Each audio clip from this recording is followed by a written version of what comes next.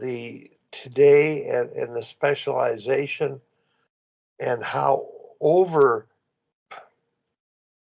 trained kids are, specifically in one sport too soon.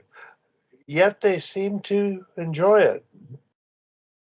Um, so I don't know if whether we're old school, we think, well, the way we did it was the only way to do it. But today's generation, and I have a granddaughter playing soccer where it's soccer 24/7, probably for the last 10 years.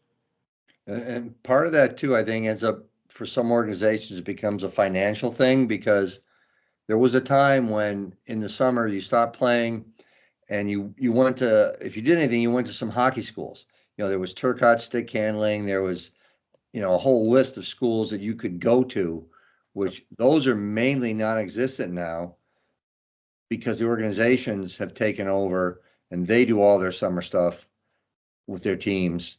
And I think it becomes a financial aspect to it, as well. And boy, you better do what we do in the summer because, tryouts are in the fall and they may forget about you. They may not know who you are.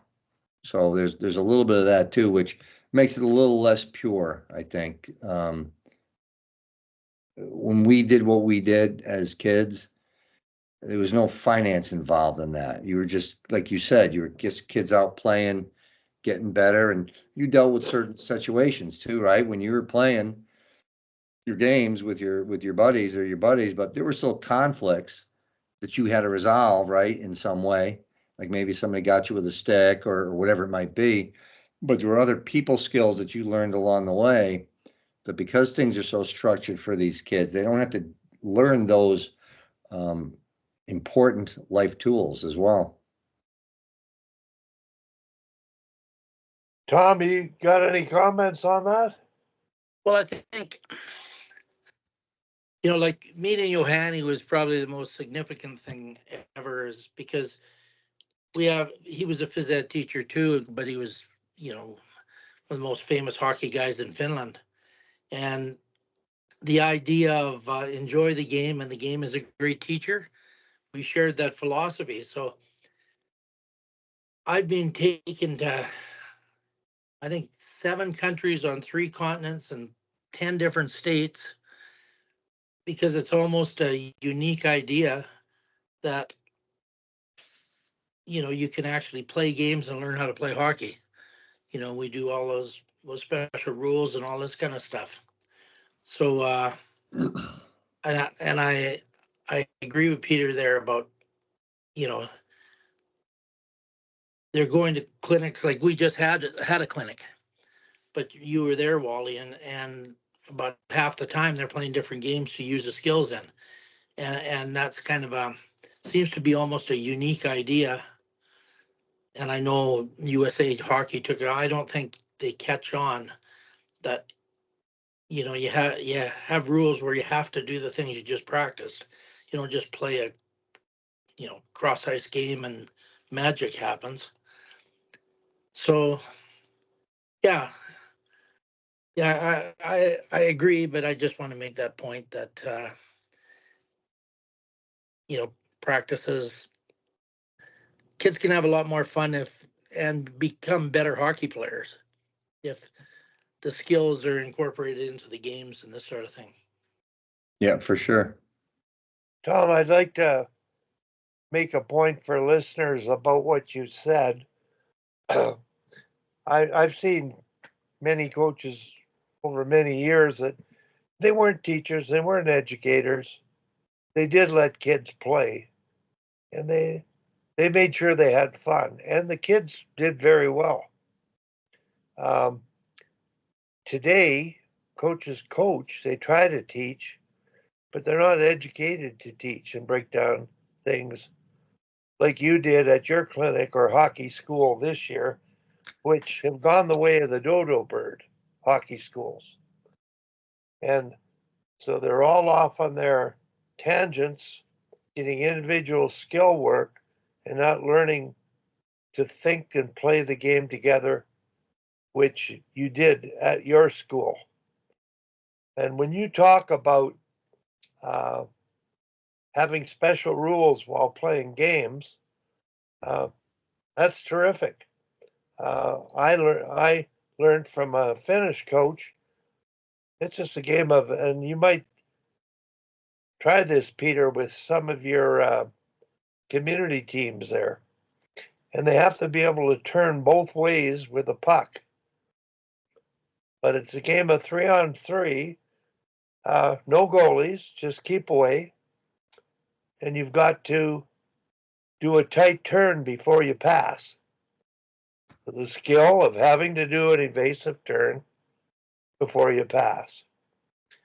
I tried this at U13, Tom, at our camp 2 years ago. They couldn't do it. Too much pressure. They weren't able to handle a puck, control it, move fast enough, fake, go the other way at U13. But at U15, they can. So probably that's the level that I would do it. The first one, do a tight turn before you pass so you gain space, have time to get your head up and see.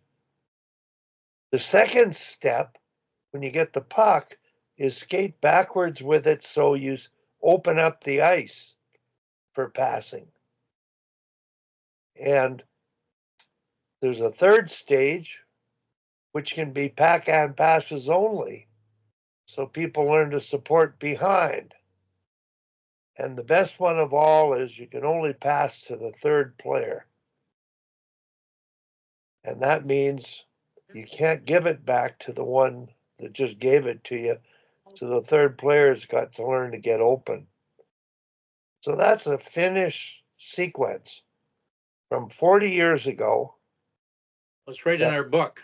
Yeah, that I think is, number one, the kids don't have the skill to do that and apply in a game. They may be able to go around pylons, but they've got to go to some regressions of maybe one following a one with pucks cooperatively, trying to stay close to the lead player as they go one way or the other.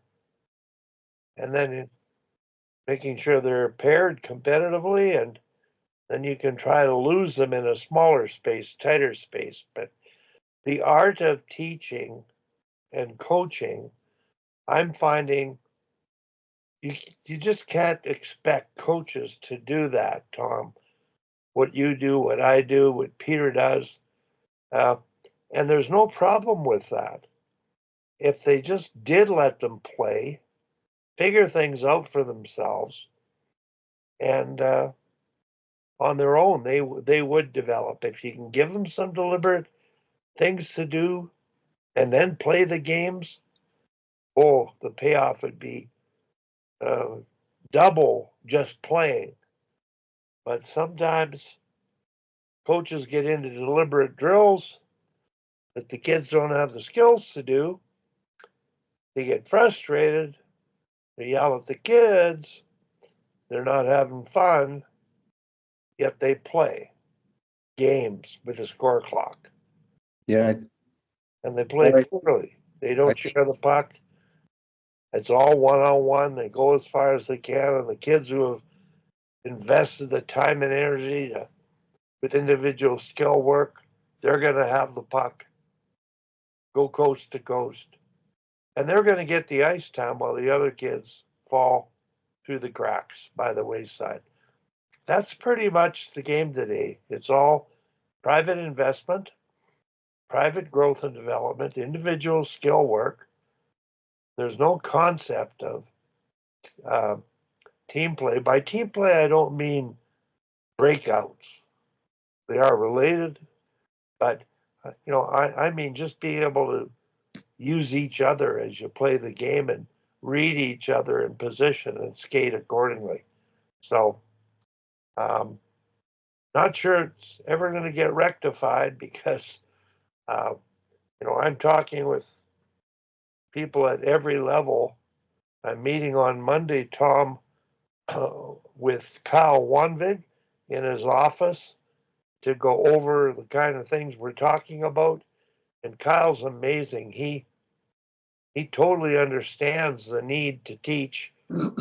He's a great coach, but the little teaching things aren't his strength, but he sure can get his team to play well together. And then Tuesday, I'm meeting with the director of operations and another gentleman that's administrating to go over the U13 plan.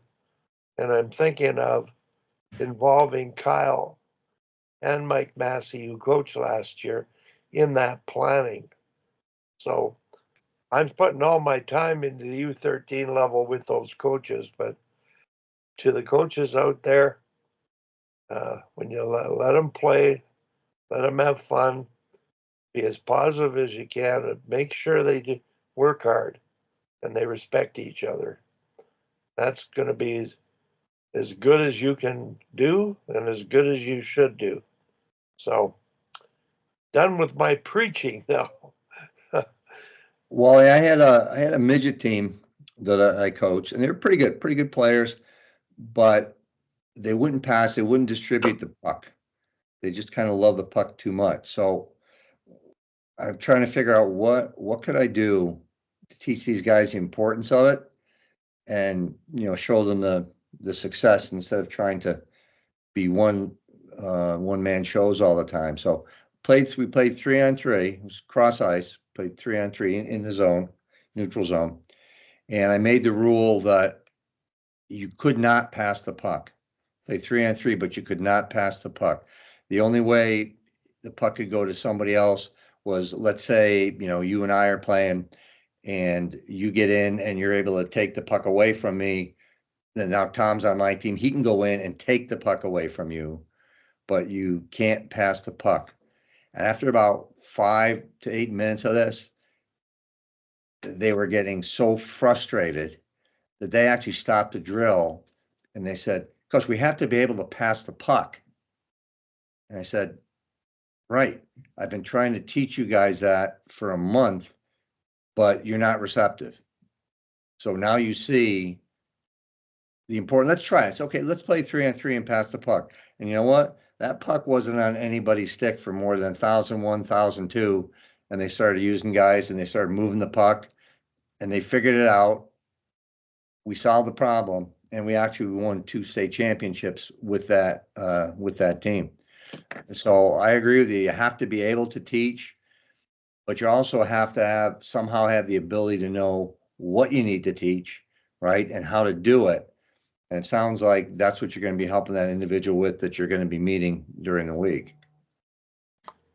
Peter, that's brilliant. I wrote it down. I've marked a 55-minute mark on the recording of this. They got frustrated by not passing. Right. I was frustrated they didn't pass. Yeah. Then they got frustrated because they couldn't pass. Well, how could your teammate get the puck? They wouldn't So try in to other take words, it from you. so that your teammate would get the puck where he would join that scrum. And if he Okay. had it, now he could move it and maybe try to get a shot. But in the meantime, Tom's on the other team. Tom is all over me, and I'm just working on I'm working on my evasive moves, my pivots, my turns, everything I could do to get away from that player, to get myself into a shooting position. And it didn't work well. They couldn't really do it because they had so much pressure on them. So after that, like I said, at 5 to 8 minutes of that piece of the frustration, they actually requested, "Could we please do this, but be able to pass the puck?" And then guys were moving all over the place, finding spots, getting available, making passes, making plays, and it really worked. It really kind of like broke that, like kind of cracked the egg, broke it wide open, and that's how they played the rest of the years. And like I say, both those teams 2 years in a row won a state championship, so it was pretty good. Yeah, that's good. I've never heard that idea before. It sure makes Give sense. Give it a whirl. And I'm going to introduce it at the U13 camp to the coaches and talk about it. I have a meeting Monday morning and another one Tuesday morning. Um, I don't know at a short term like that if they have time, but it's a good idea to play that and say you can't pass and then try to. We did this 2 years ago, Peter. We played 3 versus 3, and you couldn't score until you made 2 passes. Well, they couldn't make 2 passes. And eventually went to 2 versus 2. You had to pass. It was give and go. There was only one other person. And they did pass because it was 2 versus 2. But I'm going to take what you suggested, have them play 3 versus 3, and try to put in a rule of 2 passes and say, okay, you can't pass. And then do what you said, have them play it, get frustrated to the point where the points made, and then see if they do get open 3-on-3. I Right. don't know if U13s would be skilled enough. What do you think, Peter or Tom? I mean, it depends on the level of kid, right? I mean, there's U13s that can do it and U13s that can't. I think it depends on the level of kid you have at the camp, and you can make that decision. But there's lots of things you'll learn from it, right? Because I have the puck. I create a tripod to keep you off my back. Tom's on my team. Tom can come in and take that puck. Now Tom moves with it, pressure, that kind of thing. But I think it all depends on the level that you're coaching. Are you be able to determine if your players have the skill level to be able to do it? Well, Tom, we're supposedly dealing with the top 30% of female age players. What do you think? Would this work? U13? Cross ice 3-on-3? Yeah. Well, I think it's another tool to use. All depends, like Peter says, depends on the kids, and if, one of Johanni's rules was you're allowed one pass and that player has to score, you know, and, and then, yeah, I think it's something you use if you think you need to use it. And Peter saw that he needed to use it. And, if they're all just carrying the puck all the time without looking, the key is, I think what I see, and I think you see too, is when the 1-on-5 hockey, the puck carrier isn't looking left or right or anywhere. He's looking at the other team as pylons. How am I going to get through all these people? They don't even know someone's with them, and if you can get your players asking to pass the puck, that's a real great thing, because I'm sure they're going to pass if they ask you. Well, Peter, I've added that to the toolbox, the mentorship toolbox. And I know we've talked about this, Tom, but the thing that worked the most, and I'm going to repeat it because I'm going to edit this part out. And Peter, your part is brilliant. It's sort of like force them not to pass, and then they begin to appreciate the pass. Wow. Never thought of that. Tom's rule of you're only allowed one pass, then you got to score. It's the same thing. Well, Court Dunn has a rule, and I use it. I used it in the hockey school. Tom, I You're like playing. that because you got to get rid of the puck really quick, right? Like I know that you're gonna, if I'm defending you, I know that when you get the puck, you're gonna shoot.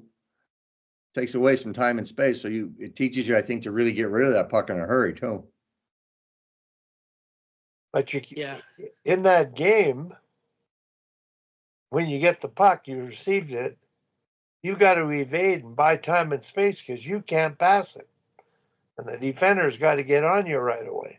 They don't have to worry about, you can get 2-on-1. You can outnumber. So there's all kinds of, I guess the point, Tom, is those rules teach a specific part of awareness in the game. They're really brilliant. I love it. The game's teaching. It's just the special rules are what I call odd. I mean, Well, who ever there's heard? one I picked up from Court Dunn in Pennsylvania. He brought me down there for years to do this camp, and he has a rule that once once you score, everybody in your team has to score before you can score again. So they play games. Maybe if it's a 3-on-3, play game up to 3. Well, in the game, all 3 players have to score, and that's another one of the. I think it's a pretty good rule. Like as far as we play a lot of games where you have to make an escape move before you can shoot or pass. And that's to get them moving so they're not standing there, standing still passing. And plus they're using their cutbacks and their skate backwards with a puck and all sorts of things. So yeah, there's just so many rules you can do to encourage good habits. Yeah, Tom, when you play that game that everybody has to score, Yeah. how can the other 2 players assist that player? Like can I shoot, pass off pad so you can find a rebound, or how's that work? Yeah, well, doesn't matter what you do, that as long as you don't score the goal. Okay. I'll tell you a story about that pass off the pad, because we had a rule when Danny Heatley played with us, and a lot of really good players when they're young. We made a rule they had to get 2 assists before they could score another goal, right? So I remember playing with Danny, and they were just covering away from the puck, and I said to him, "Well, shoot at the goalie for a rebound." And it was like he almost started shaking. He just couldn't imagine shooting and trying to hit the goalie, And so that just reminded me of that story. Yeah, yeah. I mean, I always taught the guys, the goaltending equipment is so light and they're so mobile now, but where that pad goes over your toe and this comes up in front of your ankle, it kind of makes this right angle there. If you Yeah, hit that in the correct spot, the puck always comes straight back out. yeah. Goaltending Oh yeah, can't. and we practiced that thing too. It was Yeah. just like Yeah. with that rule, I just remember Danny he just couldn't get his head around shooting and hitting the goalie. That's a pure goal scorer for you, right? His whole life they've been saying just see net, and here's this guy trying to tell me to hit the goalie. Yeah. See, Peter, the normal coaching mindset is get open, make yourself available, and passing off the pad to yourself. That's an advanced tactic with Oh, high for sure. Yeah. Oh, for sure. For high sure. level skill required.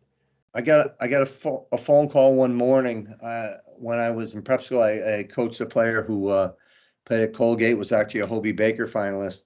So I still remember my phone ringing like 8 o'clock in the morning, and he said to me, "Hey, I want to call you. I got my first point last night." I said, "Oh, yeah, I saw that." He was a freshman, guys, excited, and he said, "I went low far pad like we worked on in practice forever." And he said, my teammate just buried it into an empty, yawning net. And that made me feel pretty good that here's this kid that obviously super skilled, ended up getting drafted by Dallas, that would actually pick up a phone at 8 o'clock in the morning and give me a call on a Sunday morning to tell me how excited he was about his first point. Yeah, that's neat. Yeah. Peter, that idea you're talking about direct attack and driving to drive to the net, shooting off the pad, and that's a teaching progression by Yuri Kralik. That's a drill, 2-on-0 drill where you shoot off the pad deliberately, Yep. the far winger. And the goalie gets conditioned to it when you do it over and over and over again. Yeah, it's good for your goaltender too, because when we talk, goaltenders don't like that kind of thing, generally speaking. But if you can get them to understand, listen, tell me that this doesn't happen on the power play. you're outmanned on the power play and the puck goes one way, then goes the other. You have to be able to react to it. So it does help the goaltender too in their ability to read a play and, plant that foot, get across, all those good things. I guess my point is the progression is 2-on-0, shoot off the pad, get the goalie conditioned to that, and then you can shoot to score or pass or Yep. shoot off the pad. Yeah, so they don't cheat. The goalie doesn't know what you're going to do. Often I have the goalie put their stick on top of the net because they can disrupt that with their stick so much. If we're just working on shooting off the pad and other guy going wide to get it. I guess my concern, Tom, is watching the U13s for the last 4 years is just getting them to make some plays that aren't accidental, that are deliberate, but then done in games naturally. And we haven't reached that stage yet on direct attack. Whether it's 2-on-1s or 3-on-2s and completing 2 passes in a row in the O zone, that's the gist of the problem. And I think Peter's rule of you 3-on-3 and you can't pass really makes sense, because the players then understand that it's not hockey. Well, I think that rule would also help if you've got players that the puck is a hand grenade. Right. So they just get the Right. puck and they don't want to carry it. That's right. They're not really even passing. They're just getting rid of it. Yeah. So a rule to get them to actually carry the puck. I know one of the players on my team last year like that, she was at our camp, and I said, I don't want you to pass the puck until you've gained a zone. And that was one of Johanni's rules too. Until you've gained a zone and then move the puck. So that she actually skated to open ice, because there's absolutely no lack of skill, just lack of confidence. Yeah. Skated to open ice and make plays. So Peter, we're talking about that idea of the special rule where you can't pass the I puck. just got to go for a sec. And back in the day when U9 hockey was whole ice hockey, and you've got kids that can go coast to coast, and kids that the puck's a hand grenade, they don't even want to touch it, they just give it away. And so the idea of you're not allowed to pass, that's going to help everybody gain confidence in scoring. So I know, similar to that, I just thought of it now, at the U9 level, we were doing cross ice scrimmage. And Howie Meeker's rule actually is, at the beginning stages, you have to carry the puck and try to score first. And it really makes sense that they get more confident with the puck, want to have it, keep it, protect it, and dare to carry it, not just get rid of it. And I don't know it. Have you had players at the more older levels that panicked and got rid of it, or they just couldn't manage the puck? Yeah, I mean there were players like that, and even at the highest level, I won't mention this, but there was an NHL defenseman that I got to know pretty well, and he was very physical, very tough player, and he was telling me that he always moved the puck because he said when he was playing, he still remember this guy's playing in the NHL. He said when he was a junior hockey player, his coach told him, when you get the puck, you have to pass it because only bad things can happen when the puck is on your stick. And here's a guy in the NHL that proved his worth, but remember a junior hockey coach telling him that he should never possess the puck. Kind of completely counter to what you're talking about. And certainly he had the skill to possess the puck. This guy's playing the NHL. But was interesting how that stuck with him and how that impacted his play through his entire life. Well, that's a great story, Peter. My story in minor hockey is similar, and the best players get to play the power play only. They learn to handle a puck and pass it. Some players never get on the power play, so they don't develop, and that's what's happening in minor hockey for the outcome.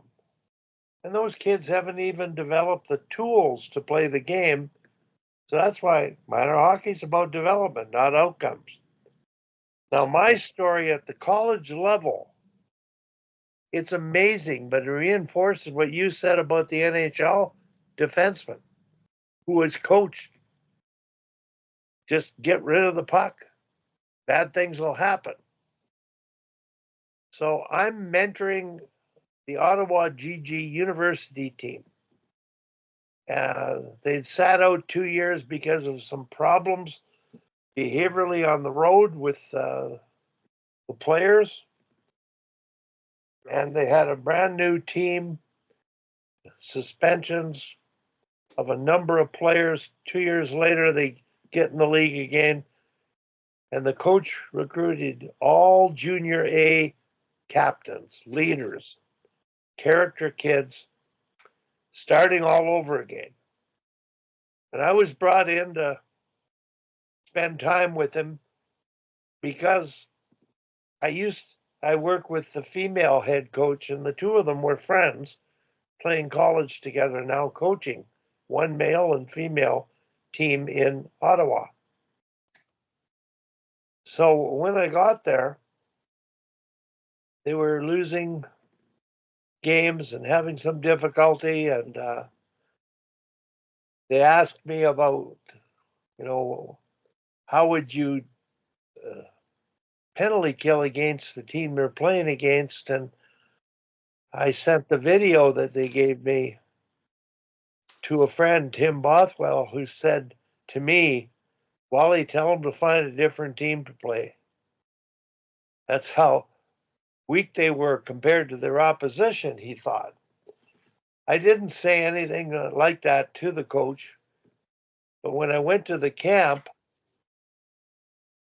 he asked me about practicing power play, and I said, well, just let them all play 5-on-5 scrimmage, and the last person stay out of the zone, or the last two people stay out of the zone.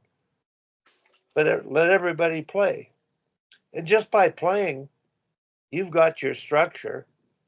You don't need to repeat your structure, deliberate practicing. Just let them play.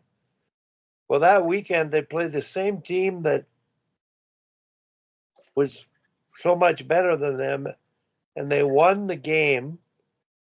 After the game, one of the players came over. They got a goal and 2 assists on the power play and said, Coach, I played 4 years in the Ontario Junior Hockey League, never got to play the power play one time. And I got a goal and 2 assists on the power play tonight. So that's my point, is we tend to pigeonhole kids for the sake of outcome because, oh yes, in that immediate moment, they look like they're the ones, like Connor McDavid. And you think they're the ones like Matthews or Marner. Well, don't kid yourself. The other players are just as capable if you give them a chance, but you don't totally exclude them from a role so that they don't keep developing and improving. So I'm really concerned about that in minor hockey, and managing the bench like with that NHL player. Well, I don't know that his team was very successful over time when the coach had that mentality and the bottom 2/3 of the team were thinking like that. Dump it in and dump it out and get off the ice and let the other players that can handle it get on the ice. How do you get better?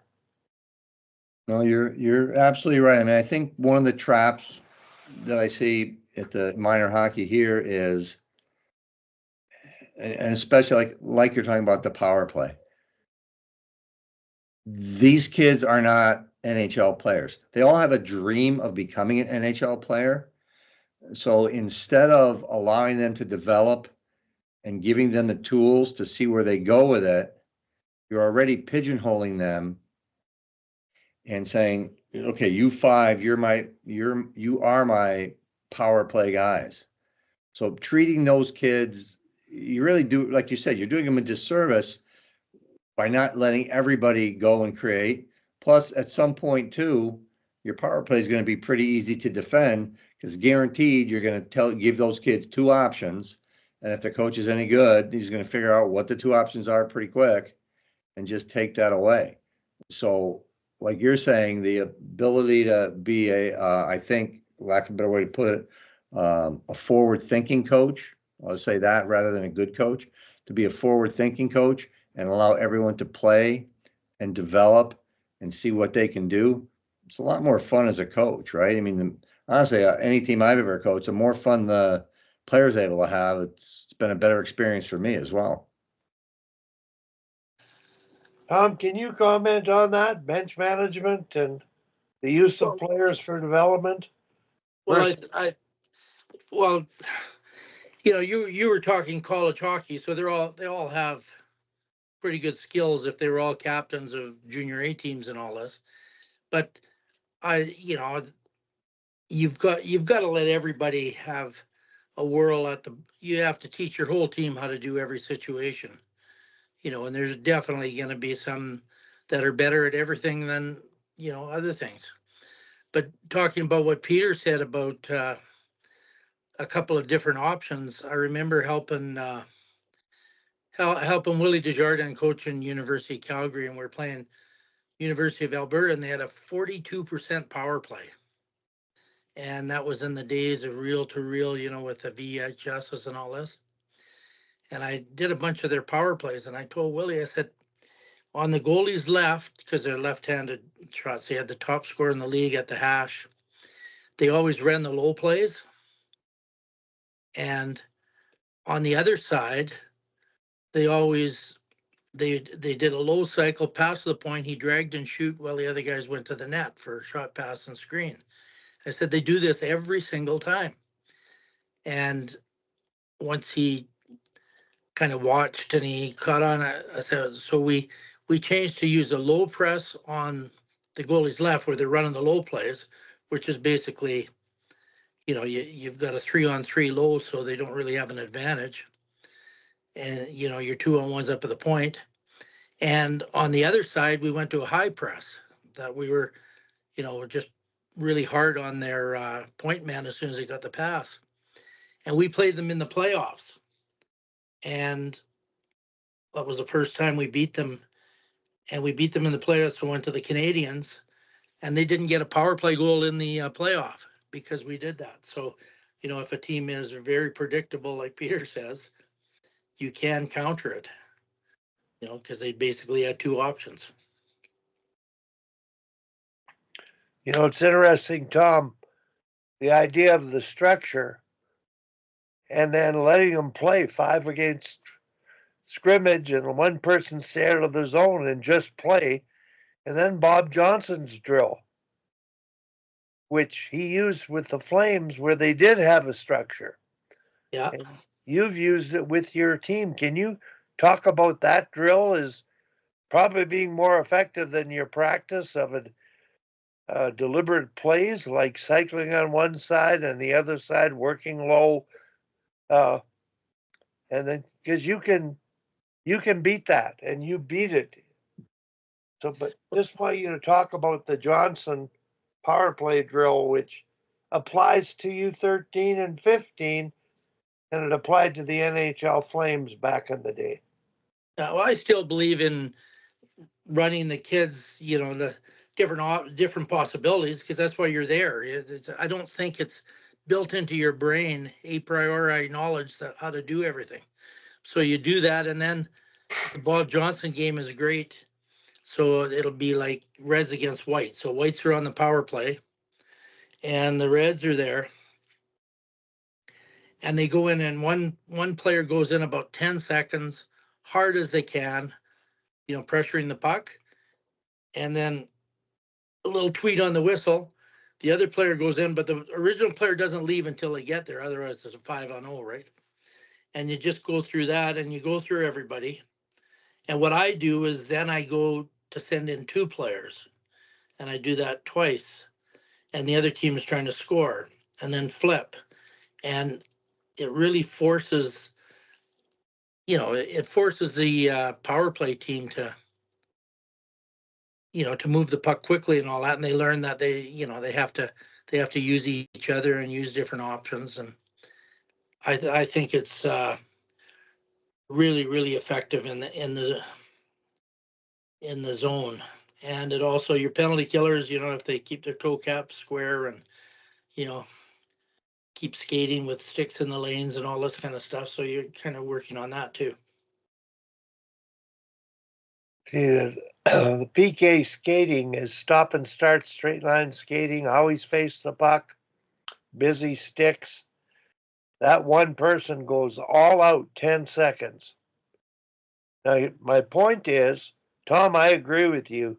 Whether you're going to use a high umbrella or a 1-3-1 or a box +1 power play spread 2-1-2, you do have those options, and you'll likely create them in structure according to the strengths of your team. Tom, the 1-3-1 power play, you've got people that can play the bumper role. You've got people that can play the top and the sides already at that age. What I'm saying is have your structure relative to the personnel you've got that's going to lend strength to who the power play people are. But in the end, they've got to read and act. And at times, the power play might be an overload.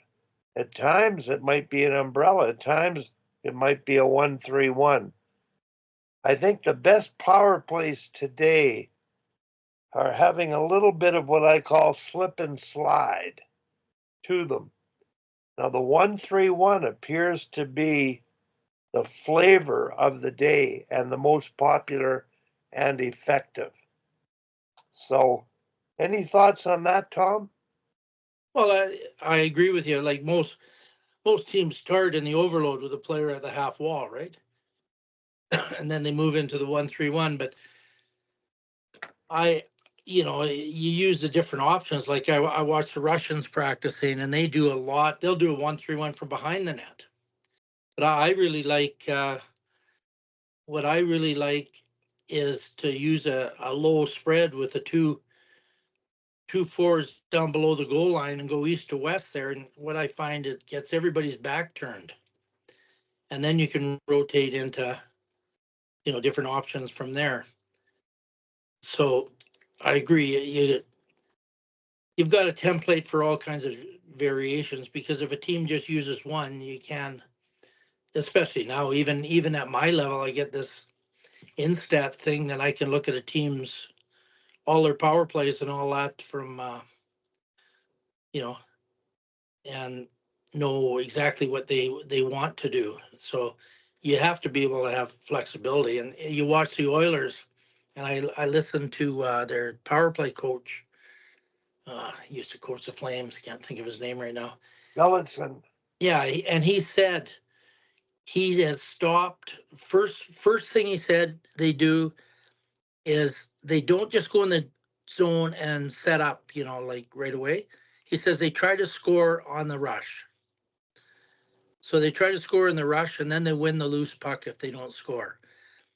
Then they go into the 1-3-1, but you'll see players switching sides they rotate sides. He says I used to coach like chess pieces. You go there, you go there, you go there. He says now they just have basically they have these formations in their brain, or you know and they rotate and exchange places all the time. So you know, so that he's given the players a lot more creativity that they can decide out there. And you just go and you play on principles, not A to B to C to shoot. You play on basically on principles. So that's what you have to do when everybody knows what you're trying to do, for sure. Just for the sake of listeners here, I'll share with you something that really worked years ago for me with the National Women's Program. Uh, you've got sort of three kinds of penalty kill. And I'm not talking necessarily national team. Uh, you'll have a passive penalty kill, a box, a tight box. They let the puck stay on the outside. And then you have a semi active penalty kill where you're going to be in the lane of the puck and not pressuring it hard. But if there's a free puck, you're going to go and everybody else is going to pressure. And then you have an active power play, full press. Penalty kill. Yeah, penalty kill. Thanks, Tom. And what I've done, Peter, is after working on power play, quick puck movement, deceptive passing, one-time shooting, I have the 5 go against the 4 in one zone. And as a coach, I'll use a hand signal with my hand up is passive. So if they're going to be passive, what do you have to do? What's available? And it looks like the umbrella, moving the puck and getting it through, finding open shooting lanes to get it to the net is probably your best option against a passive. Not hammering it and getting shots blocked, but being able to create enough space by puck moving up top to get it through and then score. If it's semi-active, that's the conventional power play. Give and go and roll, go from the overload to the side, experiment with the 1-3-1. But if they have the full press on, that's sort of like the spread works. So I have the team practice passively so that the penalty kill is passive, the power play works up top. And then have them practice semi-active so they figure it out. They try to work up top or low or give and go or whatever. But against the full press, that's where they've got to go low to high and across and over. There's all kinds of teaching. And when I did this with the University of Calgary women, it really helped their power play in the following weekend of play. But the progression of the deliberate practice is, okay, 5 against a passive power play, work up top with your options and an umbrella. 5 against a regular power play, everything you've taught all the time and see if you can score. And then against a full press, that's where you're conscious of the short, long pass, touch passing, spreading, and getting movement. I think that's good. I'm going to edit out this portion on power play practice. And Tom, what you said about Willie and you scouting, that was huge. Did you use video and pick up on that? And Well, that Willie, was go ahead. that was when things were on VHS. Yeah. And it's tedious. You had to find a power play and then record it one to another, and and it was a very time consuming kind of thing. That was my role on that team. Yeah. But the big thing is he appreciated it. And did you edit the video for him to look at to see it? I made a 10-minute video of it, and in fact, when you know, it took a while to convince him that they did this all the time. Yeah. And then the video, he could see that that's exactly what they did. And then we made a counter plan. How are you doing, Hal? I'm back. My internet was down for an hour and a half, but it's back up again.